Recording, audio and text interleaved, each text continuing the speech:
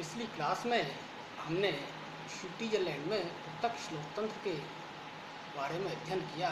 आज हम स्विट्ज़रलैंड में प्रत्यक्ष लोकतंत्र की सफलता के कारण कि ऐसे कौन कौन से कारण हैं जिसके कारण वर्तमान समय में स्विट्ज़रलैंड में प्रत्यक्ष लोकतंत्र सफलतापूर्वक कार्य कर रहा है, जबकि विश्व के लगभग सभी देशों में इस समय अप्रत्यक्ष या प्रतिनिधित्वात्मक शासन व्यवस्था है। लेकिन विश्व का स्विट्ज़रलैंड एकमात्र ऐसा देश है जिसमें आज भी प्रत्यक्ष लोकतंत्र सफलतापूर्वक कार्य कर रहा है। इसके बारे में लॉर्ड ब्राइस का कहना है कि कुछ ऐसी पद्धतियाँ होती हैं जो पौधों की भांति केवल एक विशेष प्रकार की जलवायु में ही पलती हैं। स्विट्ज़रलैंड में प्रत्यक्ष प्रजातंत्र की सफलता के अनेक कारण हैं जिनका हम अध्ययन करेंगे। तो कौन कौन से कारण हैं इसके बारे में विस्तार से चर्चा करेंगे। तो देखें तो स्विट्ज़रलैंड की भौगोलिक स्थिति लगभग वैसी ही है जैसी प्राचीन काल में रोम और यूनान के नगर राज्यों की थी, और यह प्रत्यक्ष लोकतंत्र की सफलता के लिए नितांत अनुकूल है। स्विट्ज़रलैंड यूरोप के मध्य में स्थित है, छोटा सा देश है जिसकी जनसंख्या भी कम है। पर्वतों तथा अन्य प्राकृतिक बाधाओं से घिरा हुआ होने के कारण स्विस जनता सुरक्षा की भावना अनुभव करती है, क्योंकि स्विट्ज़रलैंड के चारों ओर पहाड़ हैं, पर्वत हैं, अच्छी जलवायु है और भौगोलिक स्थिति अच्छी है, और लघु आकार तथा कम जनसंख्या के कारण स्विट्ज़रलैंड में लोक निर्णय और आरंभक जैसी पद्धतियों का प्रयोग सफलतापूर्वक किया जा सकता है। तो उसकी सफलता में भौगोलिक स्थिति भी एक महत्वपूर्ण कारण है।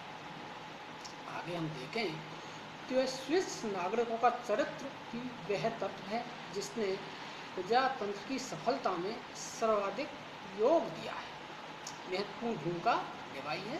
स्विस नागरिकों के चरित्र, ये लोग बड़े शांतिप्रिय हैं और एक दूसरे के विचारों का सम्मान करते हैं, एक दूसरे के विचारों का आदर करते हैं, उनका मान करते हैं और उनको पूरी तरह सम्मान देते हैं। इनमें सूझबूझ, विनम्रता तथा सहिष्णुता कूट कूट कर भरी है।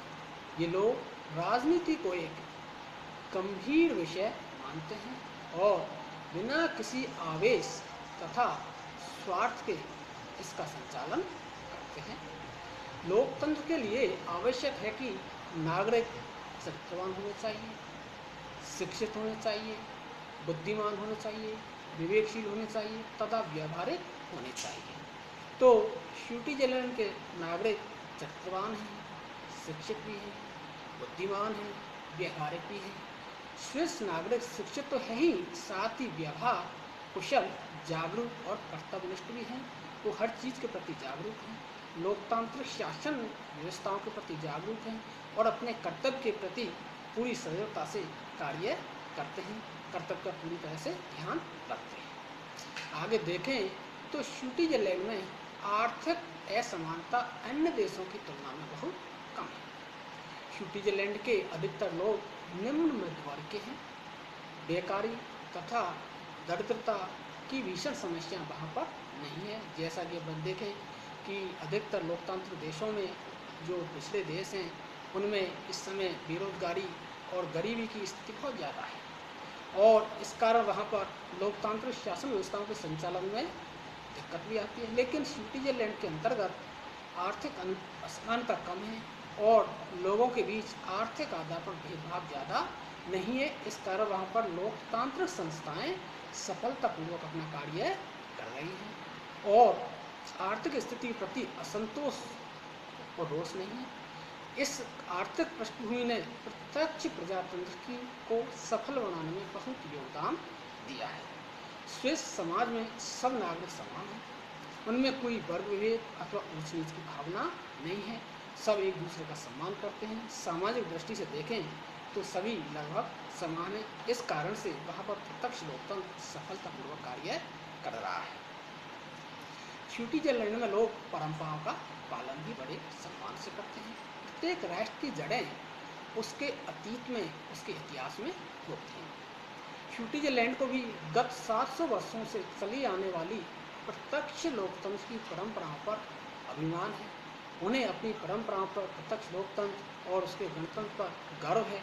अतः वहाँ के लोग इस परंपरा को बनाए रखने के लिए कटिबद्ध हैं कि उनके देश में लोकतंत्र, शासन व्यवस्था, प्रत्यक्ष लोकतंत्र सफलतापूर्वक कार्य करता है।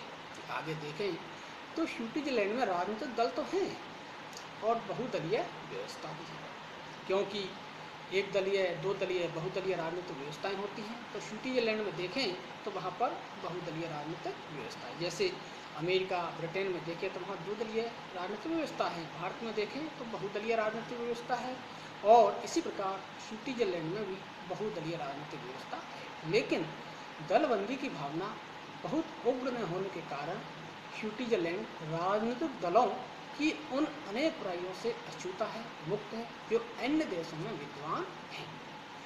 जो राजनीति देखें तो वहाँ पर राजनीति में इतना भ्रष्टाचार नहीं है, लोग समाज सेवा के हिसाब से राजनीति में आते हैं, और वो विभिन्न दल में उग्र दलबंदी की भावना भी नहीं है। सब अपने राजनीतिक स्थिति को देखें तो प्रत्यक्ष लोकतंत्र को सफल बनाने में महत्वपूर्ण योगदान भूमिका निभाते हैं, और स्थानीय स्वशासन की श्रेष्ठ व्यवस्था के कारण भी स्विट्जरलैंड में प्रत्यक्ष लोकतंत्र सफलतापूर्वक कार्य कर रहा है। स्विट्जरलैंड में स्थानीय स्वशासन की परंपरा लोकतंत्र की सफलता में अधिक सहायक सिद्ध हुई है। अनेक कैंटन तथा हजारों कम्यून स्वशासन की इकाइयाँ हैं। आगे देखें तो अंतर्राष्ट्रीय क्षेत्र में तटस्थता भी देखें तो उसके बारे में भी अनेक बातें हैं। स्विट्जरलैंड में प्रजातंत्र की सफलता का एक कारण अंतर्राष्ट्रीय राजनीति में स्विट्जरलैंड की स्थायी तटस्थता भी है। इस कारण स्विट्जरलैंड 20वीं सदी के उन दो संकटों से मुक्त रहा जिनका सामना यूरोप के अन्य प्रजातंत्रीय राज्यों को करना पड़ा। स्विट्जरलैंड की स्थायी तटस्थता के कारण ही बड़े पड़ोसी देश स्विस राजनीति में हस्तक्षेप करने के लिए प्रेरित नहीं हुए, और तटस्थता के कारण ही स्विट्जरलैंड अपने समस्त साधनों का प्रयोग आंतरिक राजनीति, आर्थिक और सामाजिक स्थिति सुधारने में कर रहा है। राष्ट्रीय एकता और देश प्रेम की भावना के कारण भी स्विट्जरलैंड में प्रत्यक्ष लोकतंत्र सफलतापूर्वक कार्य कर रहा है। शिक्षा का व्यापक प्रचार प्रसार है, लोग शिक्षित हैं, वो हर राजनीतिक बात को समझते हैं, कानून की बारीकियों को समझते हैं, और राजनीति के प्रति वो सचेत हैं, वे अधिकारों के प्रति सचेत हैं, अपने कर्तव्य के प्रति भी सचेत हैं। इस कारण से वहाँ पर लोकतांत्रिक शासन व्यवस्थाएँ सफलतापूर्वक कार्य कर रही है। और देखें तो प्रजातंत्र की सफलता के लिए स्वतंत्र प्रेस नितांत आवश्यक है, प्रेस की स्वतंत्रता आवश्यक है, और स्विट्जरलैंड में प्रेस स्वतंत्र और निष्पक्ष है तथा वह स्वतंत्रतापूर्वक और निष्पक्ष रूप से कार्य कर रही है, तथा इसने प्रजातंत्र को सफल बनाने में महत्वपूर्ण भूमिका निभाई है। इन कारणों से स्विट्जरलैंड में प्रत्यक्ष लोकतंत्र सफलतापूर्वक कार्य कर रहा है। अब हम देखें तो प्रत्यक्ष लोकतंत्र के पक्ष में बात करें कि प्रत्यक्ष लोकतंत्र की क्या महत्वपूर्ण आवश्यकता है, उसमें क्या अच्छाइयाँ हैं, उसके पक्ष में क्या तर्क दिए जा सकते हैं, उसके बारे में चर्चा करें तो लोकतंत्र का सबसे शुद्ध और श्रेष्ठ प्रत्यक्ष लोकतंत्र ही है। यह लोकतंत्र का विशुद्ध रूप है। किसी भी देश में प्रत्यक्ष लोकतंत्र होना एक वरदान ही है।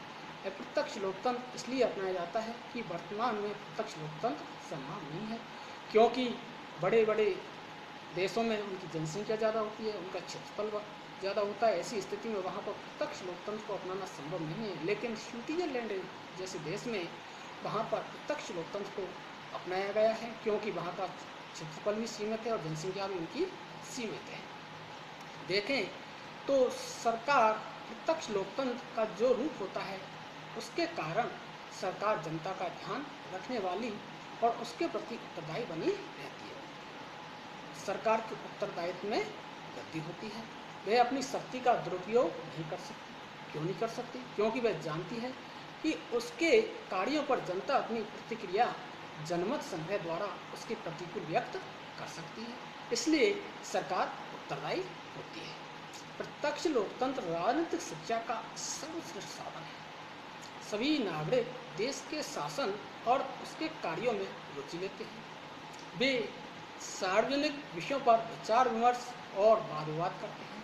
वे सभी महत्वपूर्ण विषयों पर हर संभव जानकारी उपलब्ध करते हैं ताकि वे योग्यतापूर्वक जनमत संग्रह और आरंभ के अधिकारों का उपयोग कर सकें। और देखें तो प्रत्यक्ष लोकतंत्र के अंतर्गत नागरिक स्वाभिमान की भावना जागृत होती है। प्रत्यक्ष लोकतंत्र नागरिकों के अंदर आत्मगौरव और स्वाभिमान की भावना जागृत करता है और इसमें विधायिका की निरंकुशता पर अंकुश लगता है। जनमत संग्रह एक लाभ यह है कि इसमें स्विस विधायिका निरंकुश नहीं बन सकती। वह जानती है कि विधि निर्माण के क्षेत्र में कोई अंतिम संस्था नहीं है, उसके द्वारा निर्मित कानून रद्द किए जा सकते हैं जनमत संग्रह के द्वारा। और जनमत संग्रह जनता के विरुद्ध विधानमंडल की निरंकुशता को रोकने का कार्य करता है और आरंभक विधानमंडल की भूलों का उपचार भी करता है, उन्हें सुधार भी करता है। जब कोई लोक निर्णय और आरंभिक के आधार पर जनता स्वयं कानून निर्माण का कार्य करती है तो राजनीतिक दलों का महत्व और उसकी बुराइयां कम हो जाती हैं और प्रत्यक्ष लोकतंत्र के कारण देशभक्ति की भावना बढ़ती होती है। कानूनों की नैतिक शक्ति प्राप्त होती है। इस प्रकार से हमने देखा कि ऐसे कौन कौन से महत्वपूर्ण कारण हैं, कौन कौन सी बातें हैं जिनके कारण स्विट्जरलैंड में प्रत्यक्ष लोकतंत्र सफलतापूर्वक अपना कार्य कर रहा है और उसमें जो महत्वपूर्ण उससे क्या लाभ है इसके बारे में भी अध्ययन किया।